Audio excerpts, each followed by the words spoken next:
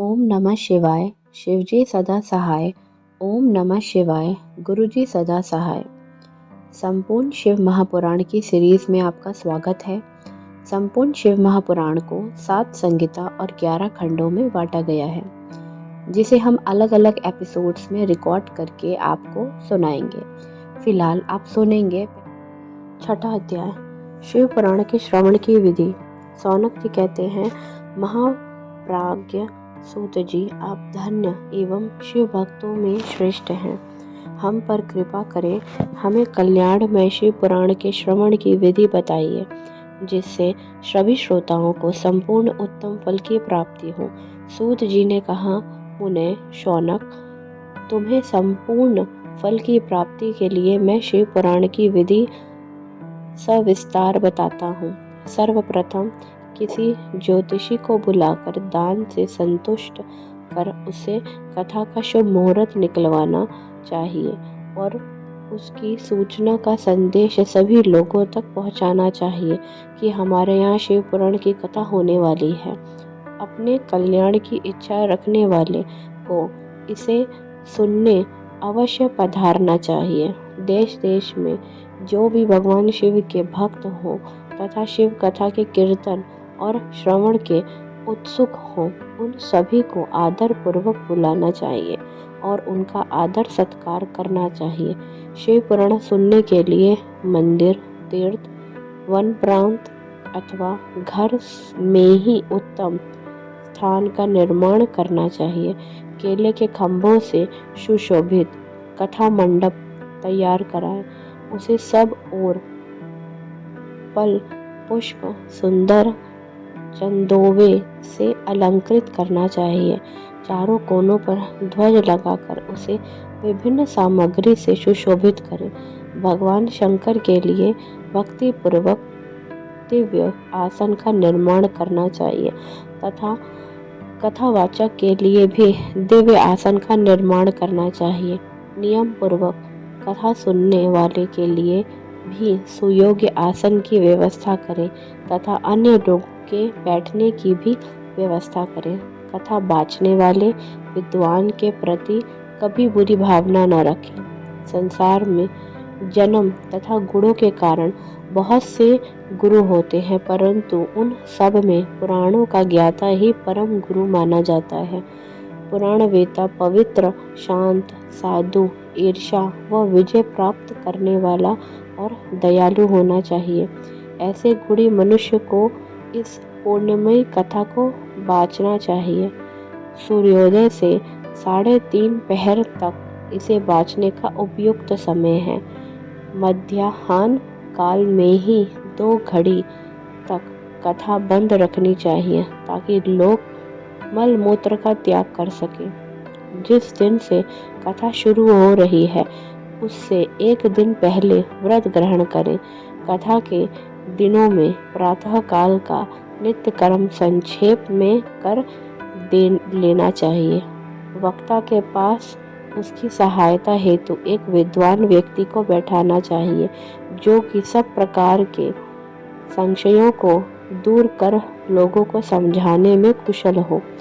कथा में आने वाले विघ्नों को दूर करने के लिए सर्वप्रथम गणेश जी का पूजन करना चाहिए।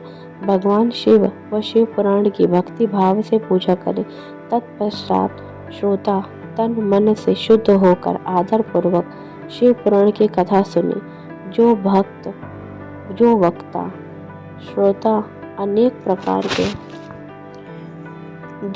और श्रोता अनेक प्रकार के कर्मों से भटक रहे हों, काम आदि 6 विकारों से युक्त हों, वे पूर्ण के भागी नहीं हो सकते।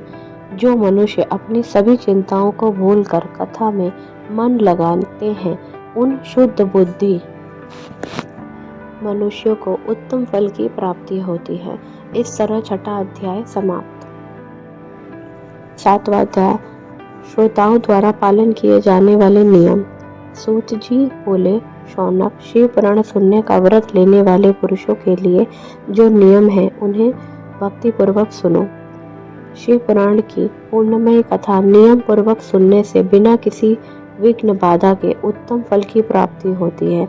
दीक्षा रहित मनुष्य को कथा सुनने का अधिकार नहीं है, अतः पहले वक्ता से दीक्षा ग्रहण करनी चाहिए।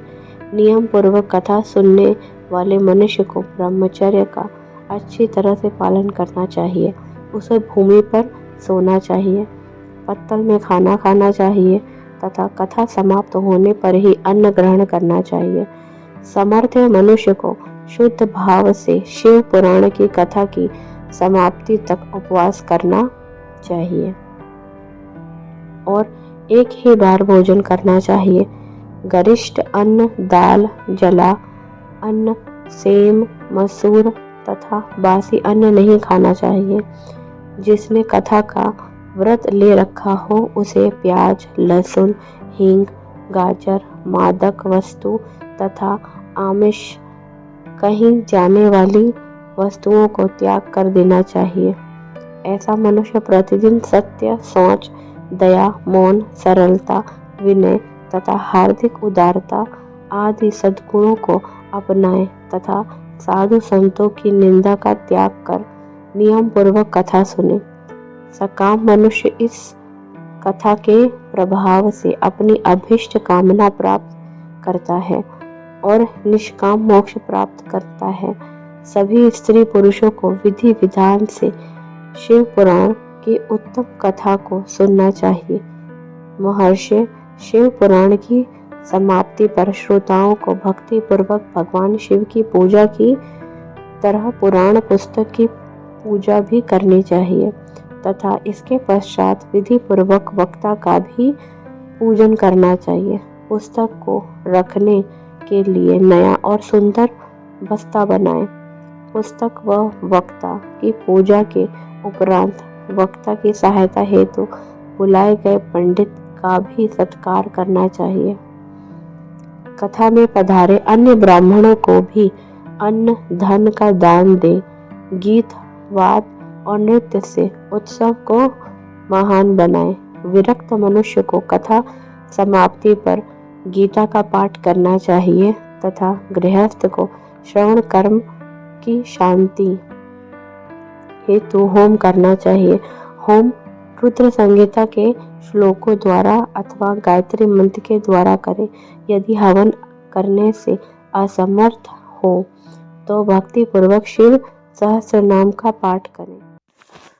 कथा श्रवण संबंधी व्रत की पूर्णता के लिए शहद से बनी खीर का भोजन 11 ब्राह्मणों को कराकर उन्हें दक्षिणा दे।